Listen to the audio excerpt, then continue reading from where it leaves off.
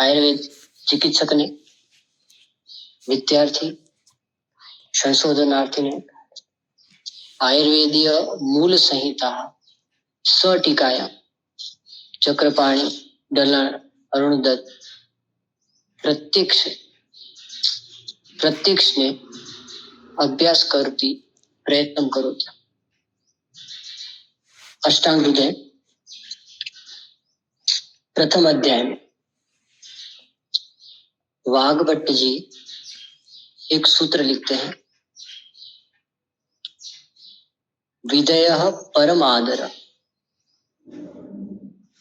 विधेय परम आदर यानी कि शास्त्र के प्रति एक विशिष्ट श्रद्धा जागृत होना और उस श्रद्धा से इन ग्रंथों का आचरण करना। विधेय आदर यानी इन संहिताओं के ऊपर फूल, अक्षत या दीप करना, अगरबत्ती करना, ये नहीं। इस मात्र प्रक्रिया से आयुर्वेद का ज्ञान आप प्राप्त नहीं कर सकते हो। तो अष्टांग हृदयकार अरुण दत्त जी टीका लिखते हैं, उसके अंदर विधेय परम आदर की टीका लिखते हैं।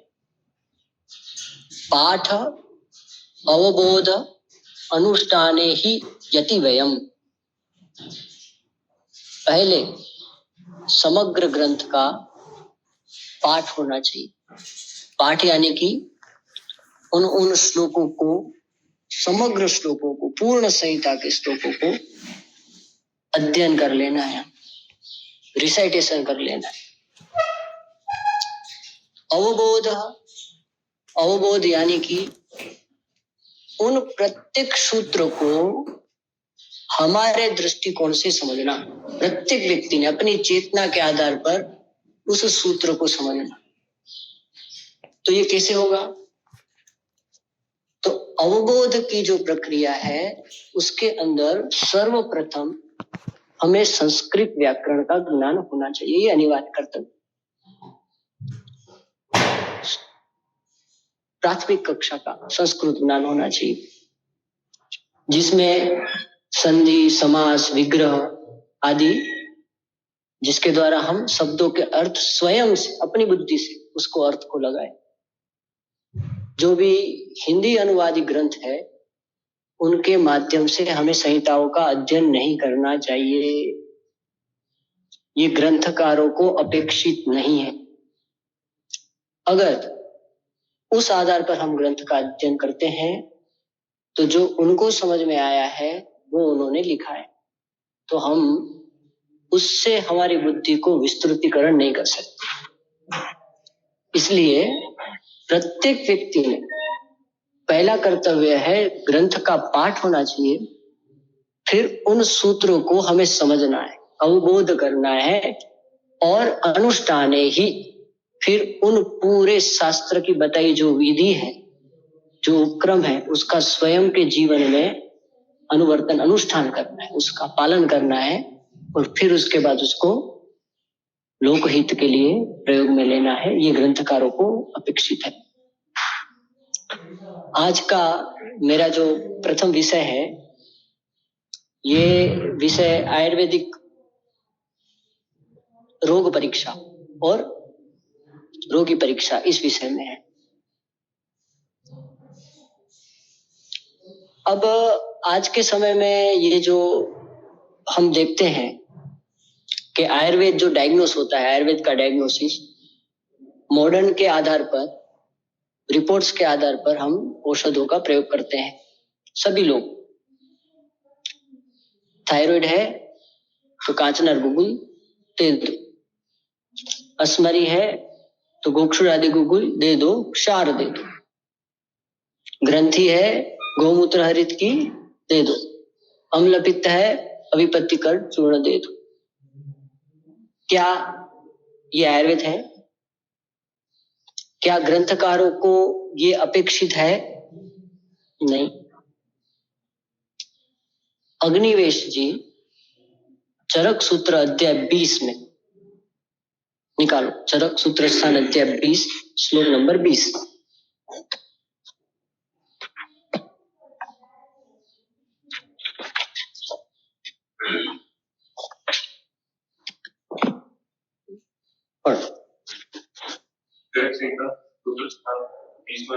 बीसवां श्लोक। रोगम आदौ परीक्षेत ततो अनंतरम औषधम तथा कर्म विषय पश्चात ज्ञान पूर्वक समझ। रोगम आदौ परीक्षेत तदंतरम औषधम परीक्षेत। तदंतरम औषधम परीक्षेत। रोगम म हलंत है, यहां पे म हलंत है। रोगम इसका अर्थ होता है द्वितीया एक वचन है। रोगम, रोगम यानी कि रोग की। आदो, आदो सप्तमी एक वचन, आदि में। रोग की आदि में परीक्षेत विद्यार्थी, विद्यार्थी यानी आज्ञा देते ग्रंथकार। क्या आज्ञा देते हैं? रोगम आदो परीक्षेत, रोग की आदि में परीक्षा करो। तदंतरम, उसके बाद, तदंतरम औषधम परीक्षेत, फिर औषध की परीक्षा करो। अब यहां से ये जो शब्द के जो अभिप्राय है दोनों शब्द के, रोगम परीक्षेत, औषधम परीक्षेत। रोगम परीक्षेत से रोग ज्ञान नहीं कि ये ज्वर है, ये रक्तपित्त है, ये कुष्ठ है, ये गुल्म है, ये नहीं। रोग ज्ञान से दोष परीक्षा। आयुर्वेदीय मूल सिद्धांत, प्रत्येक व्याधि का जो मूल कारण है वो कौन है? दोष है। तो रोग परीक्षा हेतु के आधार, हेतु के आधार पर दोषों का निर्णय। ये दोष, प्रकोपित हुए जो दोष है, जिन गुणों से वृद्ध हुए हैं, जिन दोषों की वृद्धि हुई है, वो प्रकोप होकर जिस स्त्रोतस में गए, जैसे कफ प्रधान दोष अन्न व स्त्रोतस में जाएंगे तो गुल्म बने, वही कफ प्रधान दोष रक्त व स्त्रोतस में जाएंगे तो रक्त पित्त करेंगे, वही कफ प्रधान वात प्रधान पित्त प्रधान दोष मूत्र व स्त्रोतस में जाएंगे अस्मरी करेंगे, मूत्र कृश करेंगे, वही कफ प्रधान दोष वातादि दोष संज्ञा व स्त्रोतस में जाएंगे अपस्मार करेंगे, वही कफ प्रधान वात प्रधान पित्त प्रधान दोष मनो व स्त्रोतस में जाएंगे उन्माद करें, इंद्रिय व स्त्रोतस में जाएंगे उन्माद करेंगे अपस्मार करें, वही कफ प्रधान दोष रस में जाएंगे खालित्य करेंगे पालित्य करेंगे पांडु करेंगे, दोष वही है। पर ये दोष जिन जिन स्त्रोतसों में जाते हैं, ये कौन से स्त्रोतस में गए हैं इसकी परीक्षा, ये पूर्व परीक्षा है। व्याधि नाम ज्ञान मात्रेण नहीं। दोष आमाशय में है तो ज्वर हो, दोष आमाशय में तो उसे ज्वर कहेंगे, दोष पक्वाशय में आश्रित है ग्रहणी होगा तो उसे ग्रहणी कहेंगे। प्रकोप यहां पे किसका है? दोष प्रकोप है। अब इसीलिए अग्निवेश जी क्या लिखते हैं कि व्याधियां बहुत हो सकती है, अलग शरीर के अंदर अनेकों स्त्रोत में दोष जाने के बाद अनेकों व्याधियां निर्माण कर सकते, सबके नाम देना मुश्किल है, इसलिए चिकित्सा आपको दोष करता है। दोष देखो, चरक सूत्रस्थान अध्याय 18 श्लोक नंबर 44 45 दोनों पढ़ो।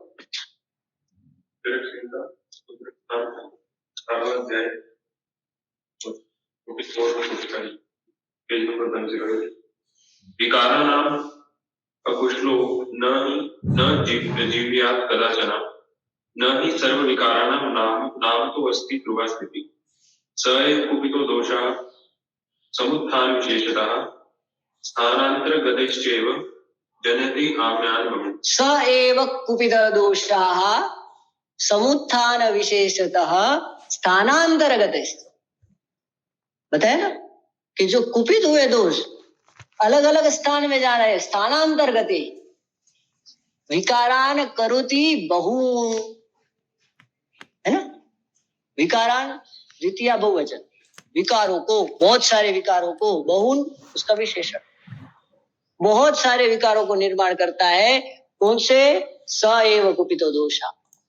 स्थानांतर गति, स्थानांतर यानी कि रस व स्रोतस, रक्त व स्रोतस, मांस व स्रोतस, मेद व स्रोतस, अस्थि व स्रोतस, इंद्रिय व स्रोतस, संज्ञा व स्रोतस, मनो व स्रोतस, मूत्र व स्रोतस।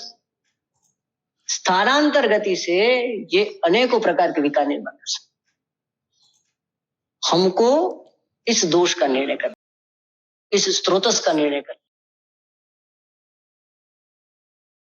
इस आधार पर वो बता रहे हैं विकारो नाम कुशलो न जीवियात कदाच। सभी विकारों के नाम हो ये निश्चित नहीं, ये परीक्षा कर। दोषों के हेतु के आधार पहला टप्पा है, हमारे गुरुजी बताते धर्माधिकारी सब, कि जो दोष निर्णय का पहला टप्पा है हमारा, वो है हेतु निर्णय करना। उस हेतु के आधार पर दोषों के गुणों की अंशांश कल्पना करना। कफ कितना है, कौन से गुण से बढ़ा हुआ, कितनी मात्रा बढ़ा हुआ, पित्त कितना है, कितने पित्त के निदान है, कितने गुणों से बढ़ा हुआ, वात कितना है, कितने मात्रा में बढ़ा हुआ है, उसके गुण क्या है, और उसके विपरीत द्रव्यों का चयन करना और व्याधि निर्मूलन करना, ये ग्रंथकारों को अपेक्षित है। ये रोगम आदो परीक्षित है, इससे रोग की पहले परीक्षा करनी चाहिए। अब दूसरा, तद अंतरम, उसके पश्चात औषधम परीक्षेता। औषध यानी कि उपक्रम, सिलेक्शन ऑफ उपक्रम। कौन सा उपक्रम करो? आमाशयगत दोष होंगे, उत्कृष्ट दोष होंगे, चलायमान दोष होंगे, कफ प्रदान दोष होंगे। तो ऐसी अवस्था में आप दीपन पाचन औषध दोगे तो काम नहीं होगा, वहां आपको सद्य वमन करवाना ही पड़ेगा, तो ही दोष सम्यक अवस्था में। क्योंकि देखो, अष्टांग हृदय, ज्वर, चिकित्सा स्थान अध्याय 1,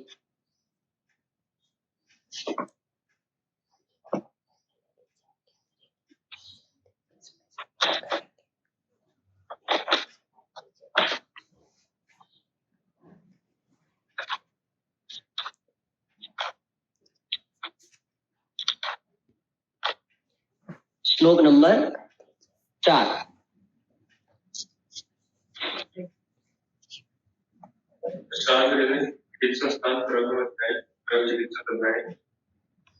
चौथा श्लोक, तत्र उत्कृष्टे समुत्कृष्टे कः प्राय चले मने सहृल्लास प्रसेक अन्वेष काष्ठ सद्यो मुक्तस्य संजाते द्वरे सामे विशेषतः वमनम वमनारस्य कृष्णम। वमनम वमनारस्य सस्तम क्या बताया है?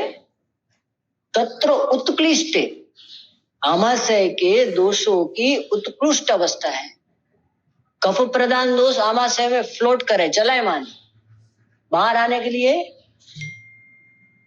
तैयार है, प्रशेक है, उल्लास है, काश है, श्वास है, अरुचि है। दोष कहाँ है? आमाशय को। यहां औषध दोगे, औषध भी नहीं पचेगी, औषध भी अजीर्ण हो जाएगी। सुंठी दोगे, सुंठी भी अजीर्ण हो जाएगी। ये क्या करना पड़ेगा? पहले उस दोष को बाहर निकाल देना, सद्य वमन से, बिना स्नेह किए। गर्म पानी पी रहा है, निकाल दिया। तदंतरम औषधम परीक्षेत, ये उपक्रम हमें सिलेक्शन कर। दोष पक्वाशयगत है, दीपन पाचन करोगे नहीं हो, वहां फलवर्ती का प्रयोग कर। जिस मार्ग से दोष निकलने में आपको जो भी उपक्रम है उन उपक्रमों को अगर आपने छोड़ा तो आप क्लीन बोल्ड हो जाओ, चिकित्सा में बोल्ड हो जाओ।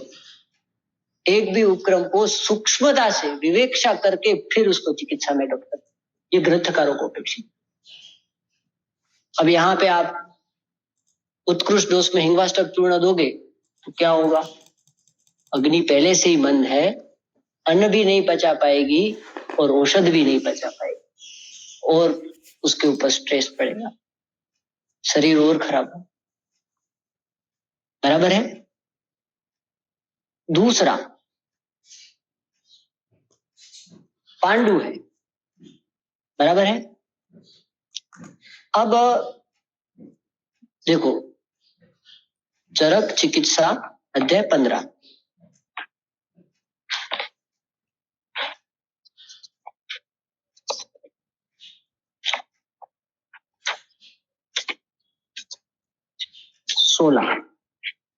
श्लोक नंबर 39-40।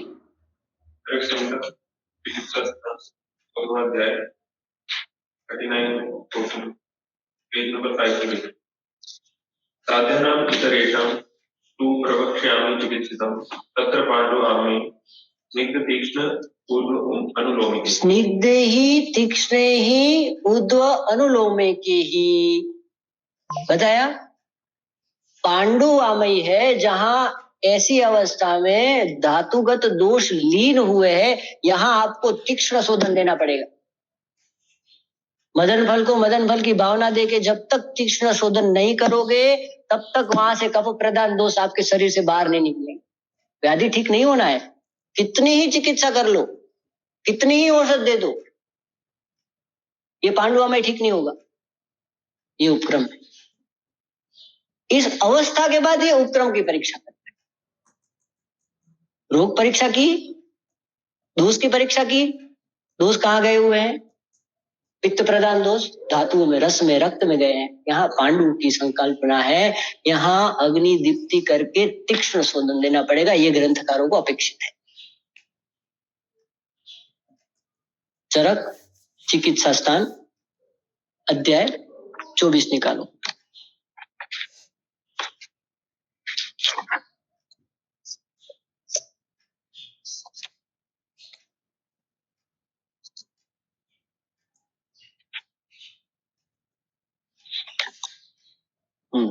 श्लोक नंबर 112।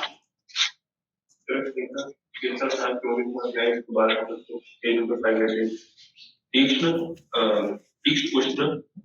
अतिमात्रेण बीजेन अम्ल विदारिणा मध्ये अन्नरस उत्प्लेदो विदग्धः क्षारतां गतः। तीक्ष्ण उष्ण अति मात्रा में जिस व्यक्ति ने मद्य का सेवन किया है लंबे समय तक, ऐसा मद्य का रोगी, बराबर है, उसका आहार पित्त के कारण और अम्ल के कारण विदाई हो रहा है, यानी कि आहार कच्चा हो रहा है, पक नहीं रहा है। अमाशय में, पक्वाशय में उसका पाक नहीं हो रहा है। और उससे क्या हो रहा है? उसके अन्न व स्त्रोतस में रस उत्क्लेद हो रहा है, जो विदग्ध हुआ है, और उसके कारण जो भी खा रहा है वो क्षारीय में निर्माण हो रहा है, धातु पोषण नहीं हो रहा। क्षारताम गतः, ये क्षार निर्माण हो रहा है। शरीर प्रत्येक क्षण उत्क्लेद हो रहा है, क्षार निर्माण, धातु में पोषण नहीं हो रहा है, परिणमन नहीं हो रहा है, बराबर है। आगे क्या बताते हैं? पढ़ो। अंतर्दाहम गरम कृष्णाम प्रमोहम विभ्रमम मद्भव जन्यति आशु तत्शांते मध्यम एव प्रदापयेत्। तद शांतेय मध्यम एव प्रदापयेत्। उस व्याधि के लक्षण के लिए औषध काम नहीं आएगी। आप औषध दोगे वो भी क्षारता में चलेगी, वो भी क्षारीय में निर्माण। क्या देना पड़ेगा? आपको मद्य देना पड़ेगा। चिकित्सा के हेतु मद्य का पान करना, औषध के रूप। नहीं तो ये टप्पा समझ में नहीं आएगा तो जीवन भर ये चिकित्सा नहीं। समझ में आया? अवस्था का निर्णय करना कितना अनिवार्य है। प्रत्येक अवस्था का निर्णय करना किसके आधार पर? हेतु मध्य है, शारदागतः विदाई हो रहा है, इसलिए मध्यम। आगे क्या लिखा है, पढ़ो। चारों ही जाति माधुर्य शीघ्र शीघ्रम अम्लो सहिता श्रेष्ठ श्रेष्ठम अम्लेषु मध्यम च यही गुणैतान परम शुभ। सारो ही यान्ति, सार हो जाता है, रस आहार रस, माधुर्यम यान्ति, माधुर्य प्रदान हो जाता है, पृथ्वी और जल्य प्रदान होता है, परम सूक्ष्म रस की निर्मित में। तो क्या करना पड़ेगा, शीघ्रम तुरंत ही अम्लोप सहित आहार देना पड़ेगा। आहार में नींबू डाल के देना पड़ेगा, टमाटर डाल के देना पड़ेगा, आंवल की डाल के देना पड़ेगा। आहार में अम्ल रस की योजना करनी पड़ेगी, तो ही वो आरस परिणमन करने के लिए सक्षम बनेगा, नहीं तो व्याधि कारक।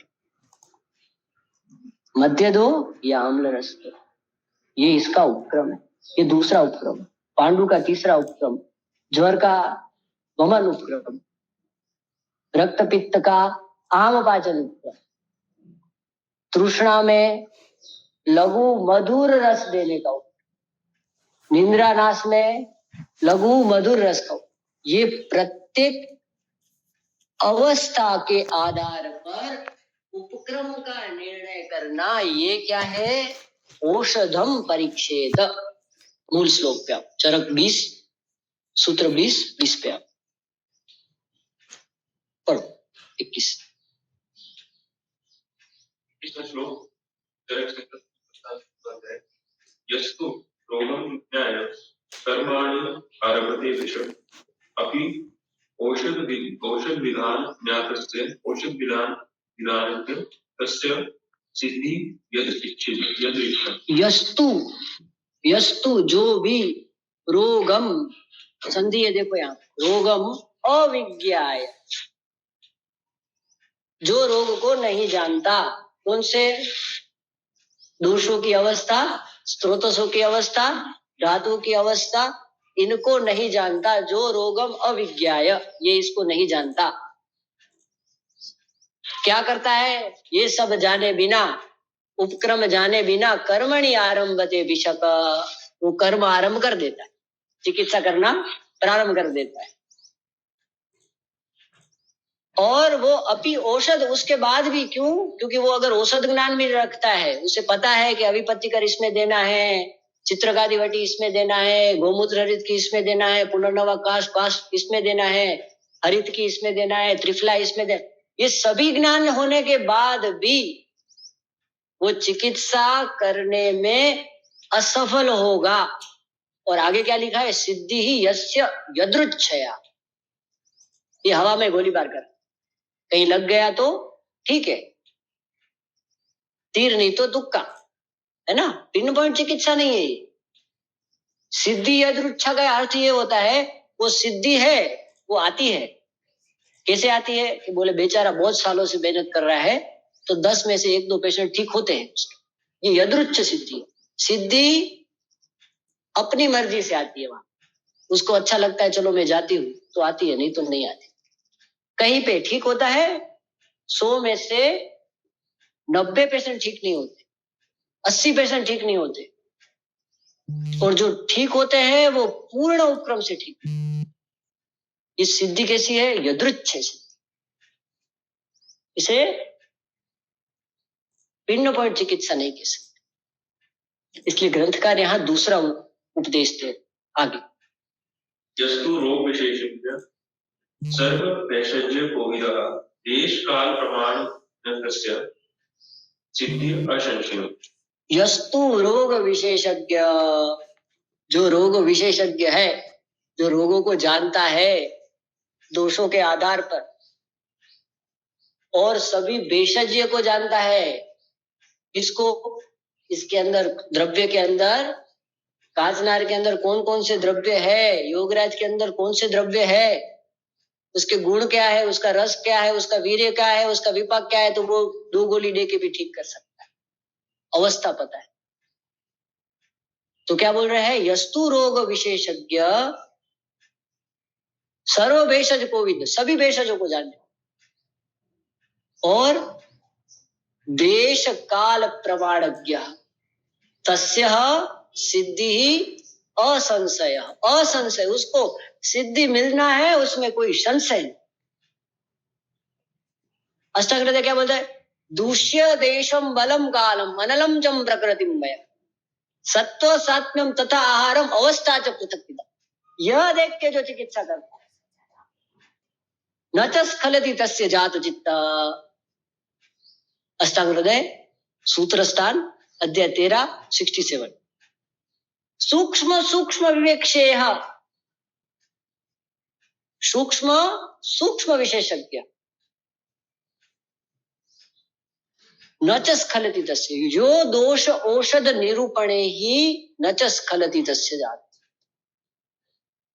दोष निरूपण में, औषध निरूपण में जो व्यक्ति इन चीजों का ज्ञान रखता है, उसकी चिकित्सा कभी स्खलित नहीं, कभी निष्फल नहीं जाती। और वही चिकित्सक है, वही वैद्य है। दूष्य देश बल काल,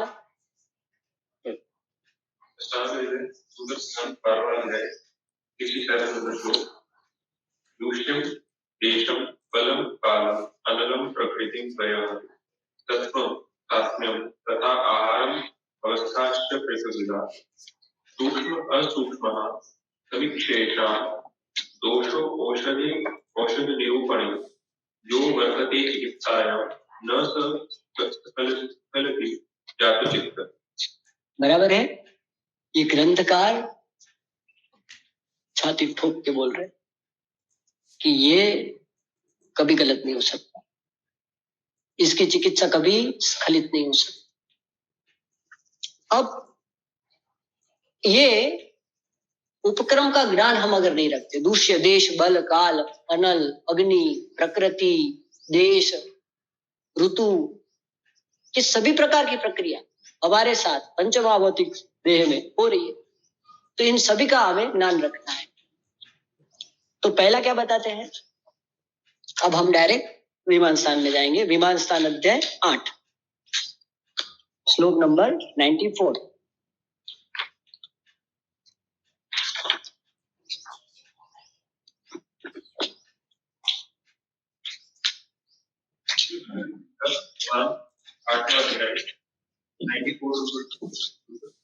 पेज नंबर 277। आतुरस्तु खलु कार्यदेशः तस्य परीक्षा आयुषः प्रमाणज्ञान हेतुः स्यात्। बल दोष प्रमाणज्ञान हेतुः वा। आतुरः ये संधि है, स है ना, विसर्ग संधि। आतुरः तू खलु कार्यदेश, कार्यदेश यानी कि जहां पे हमें कार्य करना, योगी, ये हमारा कार्यदेश है। तस्य परीक्षा, उस आतुर की परीक्षा किस लिए होती है? आयुष ज्ञान, आयुष प्रमाण ज्ञान हेतु तो, आयुष्य के प्रमाण के ज्ञान के लिए। ये पहला वा स्यात् विकल्प, पहला क्राइटेरिया। कितना आयुवान है रोगी? मध्यम बल है, उत्तम बल है कि हीन बल है? आयु कैसी है? इस आयु की परीक्षा करने का ज्ञान का पहला क्राइटेरिया। अब उसके लिए वो कुछ सिद्धांत बताते हैं आयु ज्ञान के लिए। प्रकृति की परीक्षा, इंद्रिय स्थान में बताए हुए अरिष्ट लक्षण, सार परीक्षा, सातवें परीक्षा, है ना, ये सभी प्रकार की परीक्षा ये किस लिए होती है? आयुष के ज्ञान के हेतु के लिए, कि आयु कितनी है, कितने साल तक या कितनी, इसकी हमें अंदाज लगा। दूसरा शब्द बहुत ही अंडरलाइन करें सुवर्ण अक्षरों में, बल दोष प्रमाण ज्ञान हेतु होगा। इसके दोष के बल के ज्ञान की, कितना बलवान दोष, दोष कितनी अवस्था में वृद्धि है। अब यहाँ पे ज्यादा मात्रा में कफ है, थोड़ी सी औषध दोगे व्याधि ठीक होगी? नहीं होगी।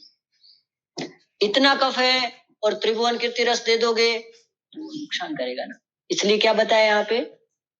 दो प्रकार से आतुर की परीक्षा होती है, आयु ज्ञान के लिए और दोष प्रमाण, दोनों प्रकार की परीक्षा, बल दोष प्रमाण, ज्ञान है तो आगे तत्र तावदेव बल दोष प्रमाण ज्ञान हेतु दोष प्रमाण अनुरूपो ही भेषज प्रमाण विकल्प बल प्रमाण विशेष अपेक्षो होती। क्लियर कर दिया, लिख दिया, क्या लिखा?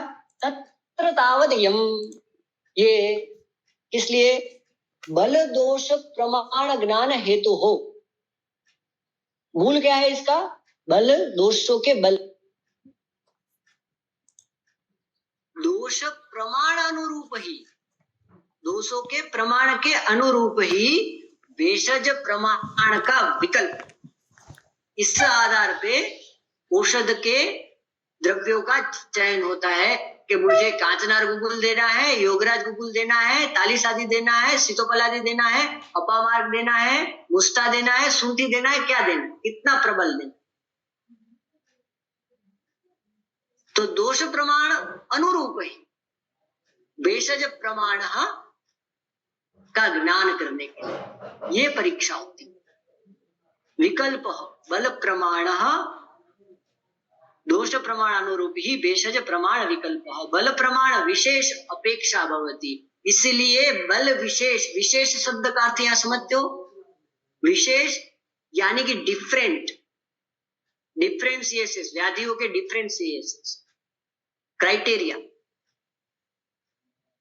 प्रकृति कफज है, निदान वात पित्तिक है, देश वातज है, पित्तज है, जांगम है, काल ग्रीष्म ऋतु चल रही है, ये विशेष है, सब अलग अलग। दोष कफज है, देश भी कफज है, निदान भी कफज है, व्याधि भी कफज है, प्रकृति भी कफज है, बलवान, यहाँ पे बलवान औषधों का, इसलिए क्या बताया, विशेष ज्ञान, भेषज प्रमाण, इस डिफरेंशिएशंस क्या, कितना क्या क्या है। अग्नि कैसी, मंदाग्नि है, दूष्य रसज है, रस प्रधान दूष्य है तो कफ प्रधान दूष्य, मांस प्रधान है तो कफ प्रधान दूष्य है। व्याधि भी दोषों के कारण क्या है, दुग्ध है, दही है, केला है, हेतु क्या है, कफ प्रधान। देश उत्तराखंड है, आनुप प्रदेश है, आप्य है, कैसा है, कफ प्रधान। तो यहां त्रिभुवन कीर्ति रस दोगे तो काम होगा, बराबर है। राजस्थान है, रुक्ष प्रदेश है, वात प्रधान व्यक्ति है, निदान वातज है, वहां त्रिभुवन कीर्ति दोगे, ज्वर आया तो नुकसान करेगा। ये निर्णय कर प्रत्येक अवस्था, प्रत्येक व्याधि में, और ये अनिवार्य करता। नहीं तो चिकित्सा में क्या होगा, देखो पढ़वा, सहसा ही अति बलम पोषण अपरीक्षित प्रयुक्तम अल्प बलम आतुरम अति पातये। सहसा ही बिना सोचे समझे पेशेंट आया, लक्षण लिख दिए 5-6 और 7 दवाई लिख दी, ये भस्म, अभिपत्ति का चूर्ण में 3-4 और भस्म डाल दी, योगराज गुगुल दे दिया, कांचनार गुगुल दे दिया, कोई तो एक लक्षण पे लग जाएगा। सहसा ही बिना इन परीक्षाओं का ज्ञान प्राप्ति कोई भी दी नहीं, अवस्था नहीं,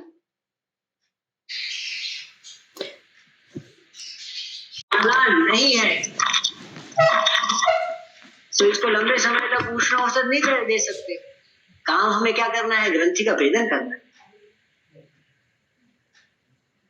अब देखो चरक सूत्र स्थान अध्याय 5,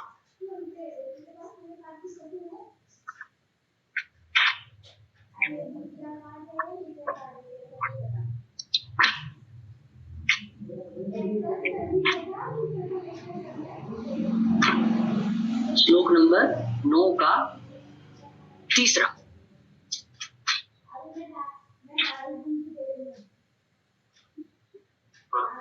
चार महाकथा 9 का 3 श्लोक 30 का मुस्त पुष्ट हरिद्रा दारु हरिद्रा बचा अतिरेशा कटुरोहि चित्र चिरबिल्व हेमवत्य इति दशमानी लेखन्यानि भवन्ति। मुस्ता है, अब यहाँ पे आपको लेखन करना है।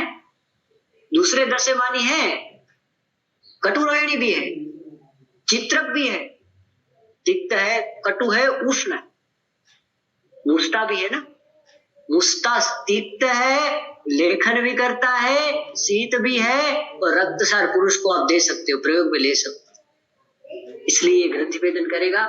ये पेशेंट को 1.5 साल हो गया है, अभी चिकित्सा चल रही है, 0.3 सेंटीमीटर की ग्रंथि मात्र बची, कोई मेटास्टेसिस नहीं, कोई व्याधि नहीं, निदान परिवर्जन किया, दोषों के आधार पर मुस्ता का प्रयोग किया। आप इतनी बड़ी बीमारी मात्र सिंगल औषध का प्राग रूप करके ठीक कर सकते, कम खर्च और अच्छी से अच्छी चिकित्सा कर सकते, व्यत्यास कर। समझ में आया मैं क्या कहना चाह रहा हूं? उदाहरण दे रहा हूं मैं समझाने। रक्तसार पुरुष को सहसा ही अतिपालम अबलम, आतुर को आपने बलवान औषध का प्रयोग कर दिया, सहसा ही अतिपाते, या तो वो बीमार पड़ जाएगा और या व्याधि और बढ़ जाएगी। ये अपराध है, ये करना अपराध है। ये ग्रंथकारों ने निर्देश किया, इसका दुख होता है। आज हम तो जो आयुर्वेद प्रैक्टिस दिख रहे हैं, ये आयुर्वेद प्रैक्टिस में ये हो रहा है, रोग परीक्षा और रोगी परीक्षा नहीं की जाए, अवस्थाओं का निर्णय नहीं किया और उस आधार पर औषध निर्णय। समझ में आया? मूड श्लोक का विमान स्थान।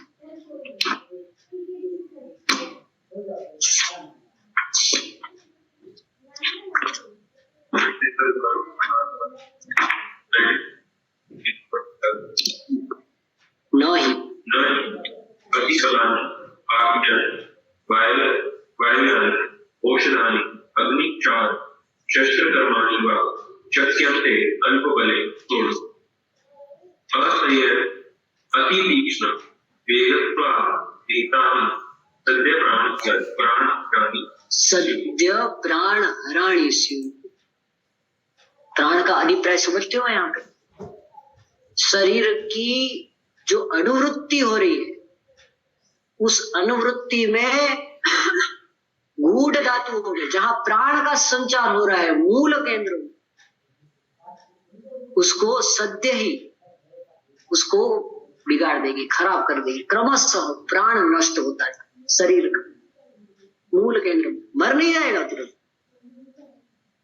पर आने वाले समय में अनेकों गंभीर व्याधि। क्या बताया यहाँ पे? अति ही बलानी वायव्य प्रधान औषध देते हैं आज हम। योगराज गुगुल, पुनर्नवा गुगुल, काजनार गुगुल, अबरग भस्म, लोह भस्म देते हैं, प्रयोग करते हैं।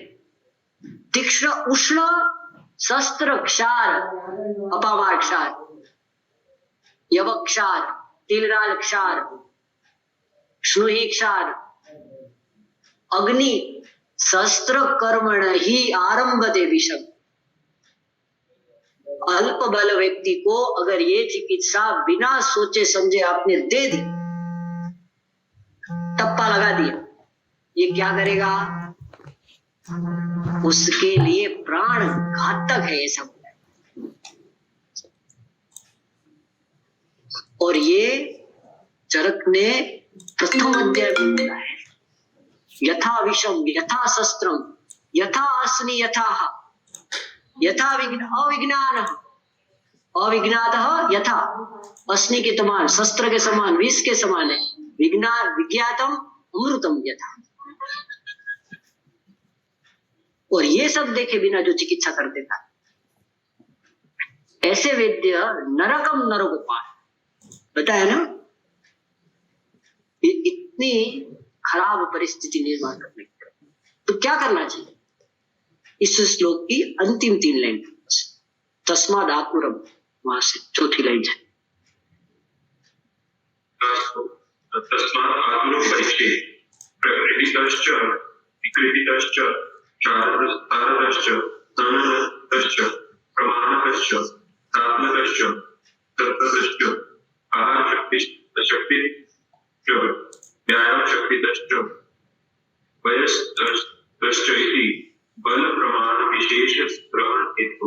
तस्माद यानी कि ये सब ना हो इसलिए, तस्माद यानी इसलिए क्या करना चाहिए? आतुरम परीक्षेत, आतुर की ये सभी चीजों की परीक्षा करनी चाहिए। कौन सी? प्रकृतितः, विकृतितः, सारतः, सन्ननतः, प्रमाणतः, सात्म्यतः, सत्वतः, आहार शक्तितः, व्यायाम शक्तितः, वयः ततः इसके लिए बल प्रमाण। समझ में आया? संपूर्ण बल के प्रमाण नहीं। ये परीक्षा हमें सभी ने करनी, और ये परीक्षा करके जो चिकित्सा करेगा उसकी चिकित्सा कभी असफल नहीं, वो कभी रुग्ण को नुकसान नहीं पहुंचे, कष्टदायी नहीं। चरक ने बताया है 16वें अध्याय में, चिकित्सा प्रवृत्ति, जो चिकित्सा प्रवृत्ति है, धीमान है, कर्म तत्पर है, शास्त्रवान है, ऐसे व्यक्ति से ही चिकित्सा लेना चाहिए। जो अबुद्ध है, मंद बुद्ध है, अपने आप को वैद्यमानी समझता है और अब चिकित्सा करता है, वो अति कष्टदायी, प्राणघातक। इसलिए प्रत्येक वैद्य ने ये परीक्षा करना अनिवार्य। प्रथम क्राइटेरिया क्या बताते हैं? प्रकृतितः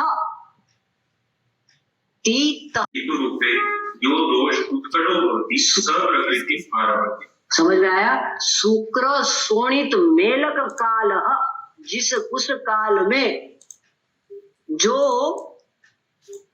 ऋतु रूपे यो दोष उत्कृष्ट बड़े हुए हैं, शुक्र में या रज में, दोनों का मिलन हुआ था, वो मूल प्रकृति है। और आज हमको ये सब दिख रही है, वो हमारी ये उसके ऊपर आरूढ़ हुई प्रकृति, ये दोषाधिक्य अपचारज प्रकृति है, मूल प्रकृति के ऊपर आती। कैसे? तो दूसरा कारण बताया, क्या? काल गर्भाशय प्रकृति। काल गर्भाशय प्रकृति, उस काल में जब बालक का गर्भ धारण हुआ, उस समय कौन सी ऋतु चल रही है, उस ऋतु का प्रभाव पड़ेगा। शिशिर है, कफ प्रदान है, वात प्रदान है, महाभूत का प्रभाव पड़ेगा। ग्रीष्म ऋतु है, वात प्रदान है, पित्त प्रदान है, अब वो बीज के ऊपर इसका प्रभाव पड़ेगा। हेमंत ऋतु है, वो काल चल रहा है, गर्भधारण हुआ है, उस काल का प्रभाव। प्रत्येक ऋतु का, वर्षा है तो जल, क्षार, अम्लता, गर्भ, गर्भाशय काल प्रकृति, दो प्रकार। गर्भाशय की स्थिति, जो गर्भ है उसको उस काल में मिलने वाला पोषणजन्य भाव, माता जो खा रही है, दूध खा रही है, केला खा रही है, दही खा रही है, जो खाएगी वो बात बच्चे को पोषण मिल जाएगा। तो वो उस प्रकृति के ऊपर आरूढ़ होने लगती है, उससे उसके शरीर के प्रत्येक बीज की निर्मित होती है। ये काल गर्भाशय। दूसरा, आतुर आहार विहार जन्य प्रकृति। बालक पैदा हुआ, पैदा होने के बाद बाहर उन्होंने खाना चालू प्रारंभ किया, कौन से देश में किस प्रकार का आहार लेना चालू किया, कम व्यायाम करने वाला, कफ प्रदान आरूढ़ प्रकृति के स्थान पर वाताभिभूत होगी, यानी कि वृक्ष, लघु, शीत, खर दोषों से आरूढ़ होगी, तो वो प्रकृति विषम अग्नि के कारण वातज निर्माण, वातल होगी। पित्त प्रदान होगी परमाणु स्तर पर, वो पित्तल होगी। परमाणु के अधिष्ठान में श्लेष्मज बैठेगा, वो कठोर। देखो चरक सूत्र स्थान अध्याय 7।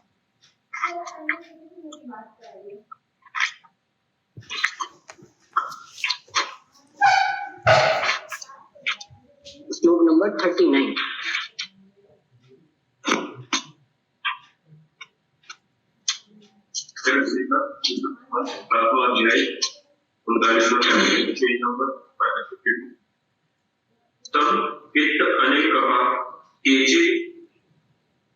केचित् गर्भादि मानवा दृश्यन्ते वातला केचित् पित्तला क्लेशमला तथा तेषाम् अनातुरा पूर्वे वातलाद्याः सदा आतुरा दोषानुष्यता येषां देह प्रकृतिरुच्यते। दोषान अनुशयिता ही येषां देह प्रकृति ही उच्यते। पहला वाक्य क्या है? सम वात पित्त कफा, मतलब तीनों दोषों की जो पंचमहाभूत की प्राकृत अवस्था है, प्रत्येक परमाणु, छोटे छोटे परमाणु से लेके पूरा शरीर निर्माण होता है। ये जो सम है, ये प्रथम सम वात पित्त कफ अनिला, और चिकित्सा का हमारा उद्देश्य क्या है? हमें इसी की तरफ उसको ट्रांसफर करके ले जाए। सम पित्त वात अनिल कफ केचित गर्भादि मानवाः, मानव की इस प्रकार से ये प्रकृति। दूसरी दृश्यन्ते ही, देखा गया है। कौन सी? वातलाः केचित, के कोई आतज होती, वात अभिभूत है, अग्नि अनिष्ठा। केचित पित्तलाः, पित्त अभिभूत अग्नि अनिष्ठा। केचित श्लेष्मलाः, केचित श्लेष्म पदार्थ। तेषाम् अनातुराः पूर्वे, पूर्वे यानी कि जो प्रथम बताई, कौन सी? समवात पित्त अनिलाः, पूर्व वाली अनातुर है, उसको रोग नहीं होता, यानी कि उसे हमें निर्माण करना है। प्रशस्त, जो दोषों के प्रशस्त गुण बताए, वो सभी प्रशस्त गुण प्रस्तापित करना, प्रकृति।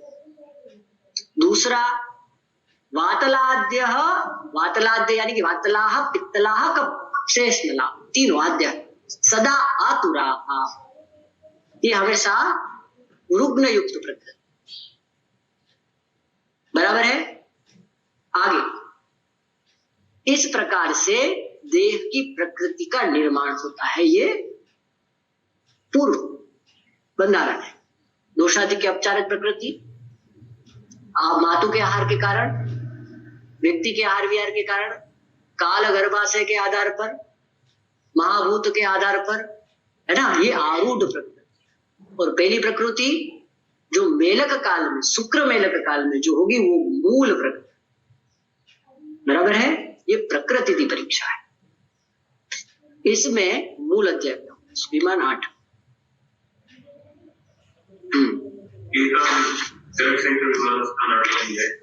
जो श्लोक छोड़ दो अभी, डायरेक्ट नीचे श्लेष्म है ना, उसकी अंतिम लाइन पर लो, 96।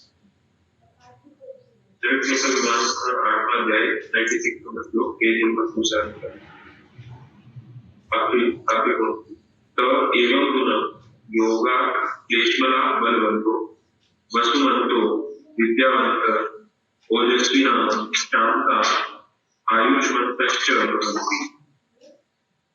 समझ में आया? जो ऊपर बताए हैं वो जो प्रकृति के लक्षण है कपच के, वो बाद में देखेंगे विस्तार से, फिर देखेंगे। अभी थोड़ा सा आगे व्याख्यान में बढ़ना है, इसलिए उसको छोड़ा है मैंने। जो ऊपर श्लेष्मा के गुण बताए, श्लेष्म प्रधान प्रकृति के लक्षण बताया, ये जो लक्षण जिनके अंदर होंगे, ऐसा प्रकृति वाला व्यक्ति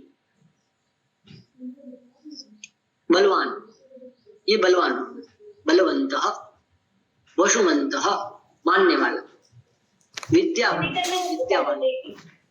ओजस्विनः, ओजवान। और क्या होगा? से महत्वपूर्ण श्लोक। ये श्लोक को जिसने नहीं समझा, इसे चिकित्सा का कोई टप्पा समझ में नहीं है। पहला प्रकृति कर लिया, अब दूसरा परीक्षा है विकृतितः, विकृति की परीक्षा करना। ये विकार होता है। विकृति यानी कि जो प्राकृत नहीं है उसकी परीक्षा करना, जो अलाइनेशन नहीं है उसकी परीक्षा करना, ये विकृति होती है। फिर दूसरा, विकृति इति विकार उच्यते। तत्र विकार हेतु, पहला टप्पा। दोष, हेतु के आधार पर दोष, दूसरा टप्पा। लक्षणों के आधार पर दूष्य का पता, तीसरा। प्रकृति, देश, काल, इन सब के बल का विशेष अलग अलग डिफरेंशिएंस रूप में लिंगतः परीक्षेत, परीक्षा करनी चाहिए। ये पहला वाक्य बता। आगे क्या बता रहे हैं? अंतरे हेतु आदि नाम बल विशेषम व्याधि बल विशेष उपलब्धि। नहीं अंतरेण, इनके बिना, किसके? हेतुवादी के बिना, जो ऊपर बताया हेतु, दोष, दूष्य, देश, बल का, इनके बिना किसका ज्ञान नहीं होता है? व्याधि के बल के ज्ञान की उपलब्धि हो ही नहीं सकती। अंडरलाइन, व्याधि बल इससे ही निर्णय कर पाओ, नहीं तो नहीं कर पाओ। आगे क्या बताया? दूसरी लाइन, यस्य हि व्याधि दोष दुष्य प्रकृति देश काल बल संभवति महच्च हेतु लिंग बलम सव्याधि बलवान, सव्याधि बलवान भवति। पहला क्या बताया? यस्य ही, जिसकी, व्याधे, षष्ठी है कुछ, व्याधे है दोष दुष्य प्रकृति देश काल बल, जिसका साम्य है, सब समान है। दोष भी कफज है, हेतु भी कफज है, दुष्य भी कफज है, रस है, मांस है, मेद, बराबर है। लिंग भी कफज है, देश भी कफज है, आनुक है, काल भी वसंत चल रहा है। तो ये व्याधि कैसी होगी? सव्याधि बड़े लिंग वाली है। यह व्याधि कैसी होगी? बलवान भवती। आगे क्या बताया? हेतु लिंग बलम सव्याधि बलवान भवति तद विपर्याच अल्प बलम, उसके विपर्य से अल्प बलवान। अभी मैं आपको एक उदाहरण दूं। एक मेरा पेशेंट था, हृदय रोग का पेशेंट था। 100 कदम चलता है, चेस्ट में भयंकर शूल होता है और बैठ जाना पड़ता है, और या इमीडिएट में एमडी के पास, चेस्ट फिजिशियन के पास ले जाना पड़ता है।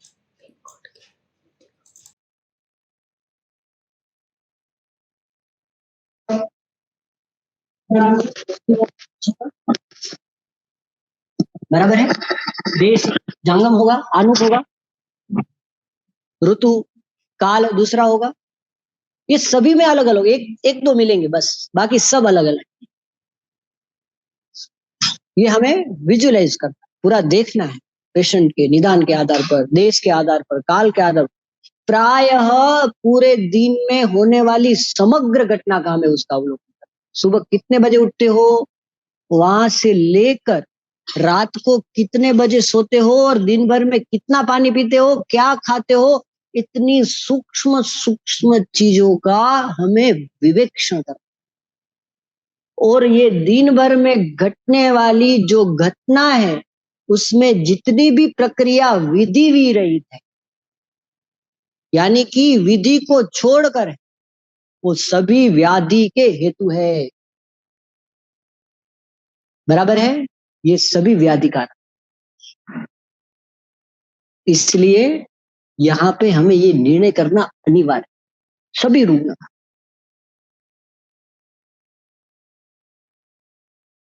आगे क्या बताते हैं? मध्यम बल। मध्यम बल यानी कि यहां पे 2 से 3 चीजें समान दिखेगी, देश काल बल, ये सभी 3 चीजें समान होगी। दूसरे 2-3 चीजें भिन्न होगी, आधा होगा आधा नहीं होगा। ये व्याधि कैसी है? मध्यमा। तो हमें मध्य बल का भी इस प्रकार से परीक्षा करके औषध योजना करना है। उस आधार पर उपक्रम की योजना करना है प्रत्येक व्याधि में।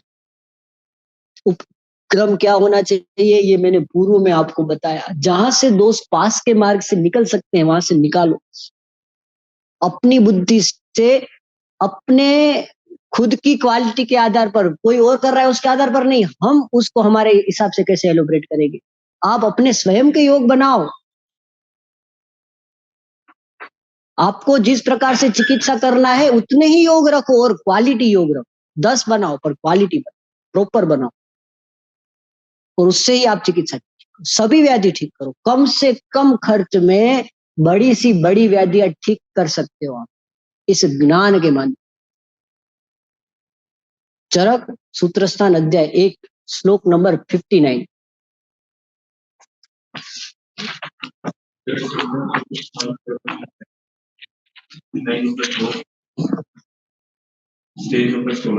वृक्षः शीतो लघु सूक्ष्मश्चल अथ विशदाकरा विपरीत गुणैः द्रव्ये मारुतः संप्रशाम्यते। क्या बताया? जो ऊपर बताए हैं रुक्ष, शीत, लघु, खर, चल, विशद, ये जो भी गुण है इस गुण के विपरीत गुणों के द्रव्य का सिलेक्शन करना। रुक्ष है तो स्निग्ध, शीत है तो उष्ण, लघु है तो गुरु, विशद है तो पिच्छ। प्रत्येक गुणों के विपरीत पिन पॉइंट, इतना भी ये नहीं, जितनी जरूरत है उतना ही। जैसे बघार में हम जितना जीरा जरूर है इतना ही डालते हैं ना, ऐसे ही औषध इतनी ही प्रयोग में लेना जितनी आवश्यकता है। आहार कल्पना के माध्यम से पेशेंट के आहार की योजना करो जो इन दोषों के गुणों के विपरीत हो। जैसे मूंग के पानी में सूंठी डाला, कफ का क्षय करेगा ना, तो वो भी औषध है। दाली शादी देना भी जरूरी नहीं है। आप उस प्रकार के आहार की योजना कर सकते हो, बलवान आहार की योजना कर सकते हो। महावेशज्ञ इनके गुणों के विपरीत द्रव्य ही मारुतः आसु प्रशाम्यति। दूसरे में क्या बताया? पढ़ो।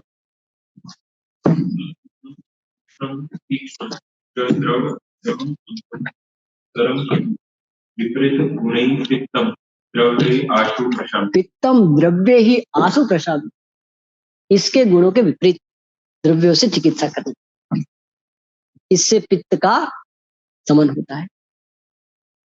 पिन्न पॉइंट आगे। गुरु शीत मृदु स्निग्ध मधुर स्थिर पिच्छिला श्लेष्मणः प्रशमं यान्ति विपरीत गुणैः गुणाः। विपरीत गुणे ही गुणाः। सभी में एक ही चार, एक ही बात बार बार बार बार पुनरावर्तन कर रहे ग्रंथ का। ये इसके विपरीत, ये इसके विपरीत, ये इसके विपरीत, ये चिकित्सा है।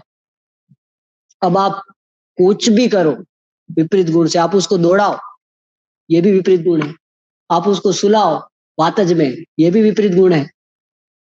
आप उसको खिलाओ, आप उसको औषध दो, आचार जन्य, आहार जन्य, विहार जन्य जितने भी भाव है, इन भावों से ये विपरीत गुणों को आप शरीर में डेवलप करो, पंच महाभूत को डेवलप करो। ये ग्रंथकारों की अपेक्षित चिकित्सा है। समझ में आया? क्या बताया आगे के श्लोक में? विपरीत गुणैः देश मात्रा काल उत्पादितैः देशजैः विनिवर्तन्ते विकाराः साधे समन्ता। देशजैः विनिवर्तन्ते विकाराः साध्य समन्ताः, ये आत्रेय आज्ञा कर रहे हैं। देश, काल, मात्रा, इससे विपरीत औषध का यानी कि उपक्रम का प्रयोग करना, इससे साध्य विकार ठीक होते हैं, ठीक होते हैं 200% ठीक। बात किसकी चल रही है? साध्य व्याधि की बात, असाध्य की नहीं। साध्य व्याधि को आप तुरंत उपक्रम से ठीक कर सकते, बराबर है। ये विकृति परीक्षा है, ये हमें देखना है। उसी प्रकार से आगे विमान में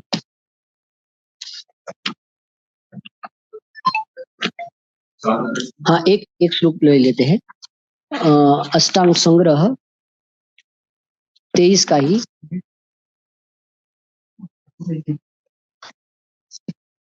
श्लोक नंबर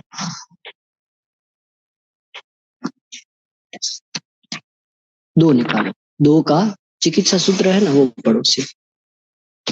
प्राक ग्रहणे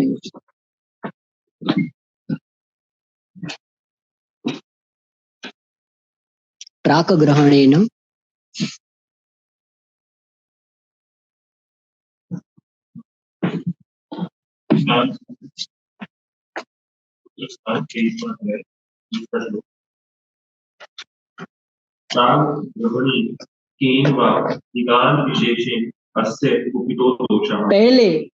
पहले प्रारंभ में प्राक ग्रहण करना, किसको?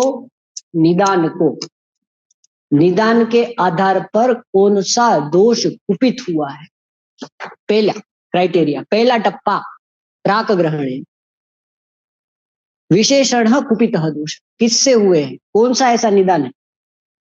अब कफ प्रदान वाला व्यक्ति व्यायाम करेगा तो वो उसके लिए वो निदान नहीं है, वात वाला व्यायाम करेगा तो उसके लिए वो निदान है। तो प्रत्येक अवस्था के आधार पर प्रत्येक वैदिक व्यक्ति के निदान में बलभेद और ये ट्रांसफर होता है, चेंज होता है। एक व्यक्ति शहर में रह रहा है, शिमला में रह रहा है, देहरादून में रह रहा है, वो व्यक्ति सुबह 8 बजे उठता है, उठ के दूध खाता है, दूध पीता है, परोठा खाता है, 9 बजे ऑफिस जाता है, एसी में बैठता है, दिन भर काम करता है, पानी पीता है, दोपहर को आधा घंटा बैठता है, फिर ऑफिस में बैठता है, रात को आता है, खाना खाता है, सो जाता है। उसको उदर में सूल हो रहा है। एक व्यक्ति खेत में काम कर रहा है, तत्ता पानी में काम कर रहा है, दिन भर खेत में काम, पसीना निकाल, वात पित्त प्रधान है, उसको उदर में सूल हो रहा है। तो दोनों को संखवटी दोगे क्या? नहीं दोगे ना। एक पेशेंट को आप जो कफ प्रदान जो दिन भर बैठा है उसको संखवटी दोगे तो उसका उदर सूल ठीक होगा। ये पेशेंट को आप शतावरी दोगे तो ये पेशेंट ठीक होगा। क्यों? क्योंकि शतावरी इसके वात प्रधान दोषों के विपरीत है। एक व्यक्ति पूरे दिन साइकिल चला रहा है, एक गाड़ी में पूरे दिन यात्रा कर रहा है, प्रत्येक व्यक्ति की ये अवस्था अलग।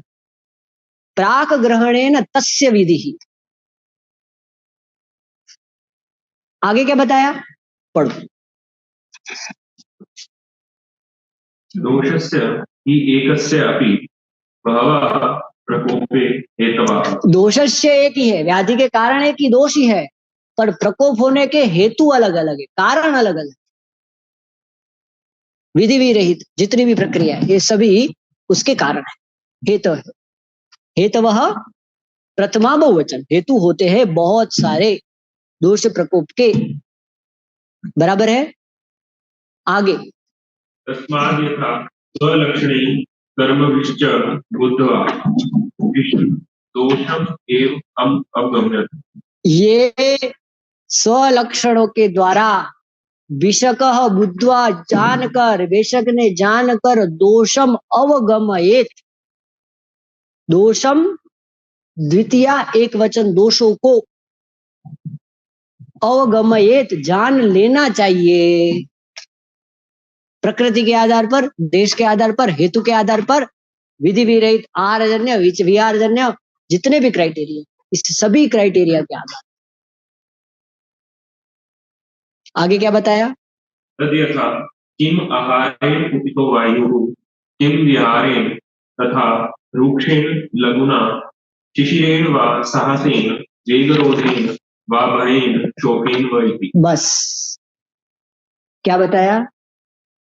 किम आहारेण, ये सब में लगेगा। किस प्रकार का आहार ग्रहण कर रहा है जिससे रुक्ष गुण की वृद्धि हुई है, कटु गुण की वृद्धि हुई है, तीक्ष्ण गुण की वृद्धि हुई है, अम्ल रस की वृद्धि हुई है तो पित्त पड़ेगा। गुरु प्रधान द्रव्य है तो कफ पड़ेगा। अजीर्णजन्य है, आम निर्माण हो, कफ प्रधान आम निर्माण। विरुद्धासन है, पित्त प्रधान गुणों से है तो साम पित्त की निर्मित। समझ में आया? सभी में क्या करना है? कुपितो वायु किम विहारेण, कैसा विहार? ये कप में लगेगा। दिन भर सोता है, ऐसा विहार है तो कफ बढ़ेगा, दिन भर काम करता है तो वायु बढ़ेगा। किम विहारेण तथा वृक्षेण लघुना शिशिरेण वा साहसेन वा भयेन आचारजन्य भाव। दिन भर स्ट्रेस में लेता है, दिन भर शोक में रहता है, शरीर के परमाणु की गति बढ़ेगी। मनोवस्त्रोतस में स्ट्रेस है, इंद्रिय वस्त्रोतस में स्ट्रेस है, शरीर के परमाणुओं की गति में चेंजेस आए, समझ स्थिति नहीं रही। समझ में आया? इस सूक्ष्मता से आहारजन्य भाव, विहारजन्य भाव और आचारजन्य भाव, ये तीनों भावों के द्वारा प्राक ग्रहण निदान ये ग्रंथकारों को अपेक्षित है। इसके द्वारा हेतु का निर्णय, ये चिकित्सा सूत्र दोषम अवगमयेत, इसके आधार पर दोषों का हमें निर्णय करना चाहिए। आगे क्या बताया, पढ़ो।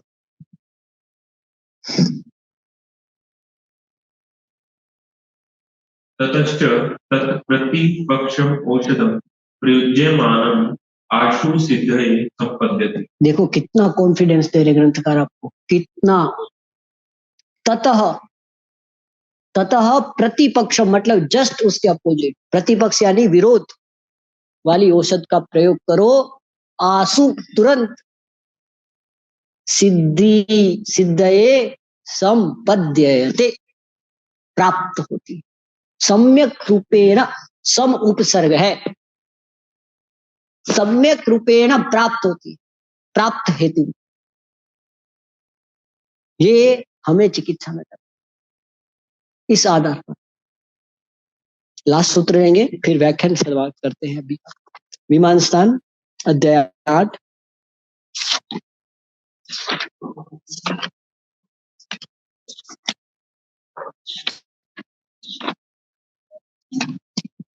श्लोक नंबर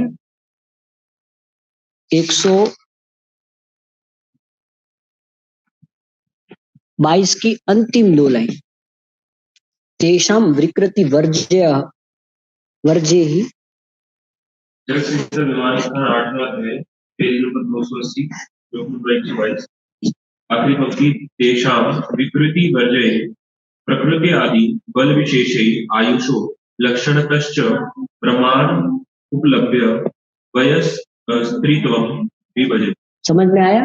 विकृति परीक्षा जो हमने अभी देखी, जो लास्ट में हेतु दोष लिंग औषध बल, इसको छोड़ दो, वर्ज्य, इनको छोड़ दो। बाकी जितनी भी है, सार की, सत्व की, प्रकृति की, सात्म्य की, ये सभी परीक्षा के आधार पर आपको रोगी का बल, आयुष का ज्ञान, रोगी का बल, इन चीजों को आपको निर्णय करना। ये पहला सूत्र है, किसके लिए? बल ज्ञान के लिए, आयुष ज्ञान के। और विकृति परीक्षा से क्या ज्ञान करोगे आप? व्याधि के बल की ज्ञान। 2 परीक्षा समझ में आई? अब आगे 123, एवं प्रकृति आदि नाम विकृति वर्ज्यानां भावानां प्रवर मध्य अवर विभागे बल विशेषम विभजे। इस आधार पर, प्रकृति आदि के आधार पर, विकृति को छोड़कर आप व्यक्ति के आयु के बल को, रोगी के बल को, इसको 3 भाग में डिवाइड करोगे। एक एकदम उत्तम बल होगा, एक मध्यम बल होगा और एक अवर बल। विभाग है ना, विभाग के द्वारा ये निश्चित करोगे। आगे क्या बताया? विकृति बल बलत्रय विधेय दोष बलम त्रिविधम अनुमीयते। त्रिविधम अनुमीयते, इस प्रकार से अनुमान करोगे किसका? विकृति बल। विकृति के आधार पर 3 बल आप निर्णय करोगे, जो अभी हमने बात की। समान है तो बलवान, दोनों एक दूसरे से 2-3 मिलते हैं तो मध्यम, और 1-2 है तो अल्प बल। इससे दोषों के बल का 3 आप उसको डिस्क्राइब करोगे। आप सभी संहिता से हो ना, एमडी बराबर है। ततः आगे, ततो भेषजस्य तीक्ष्ण मृदु मध्य विभागे त्रैविध्यम विभज्य यथा दोषम वैषज्यम अवचारे।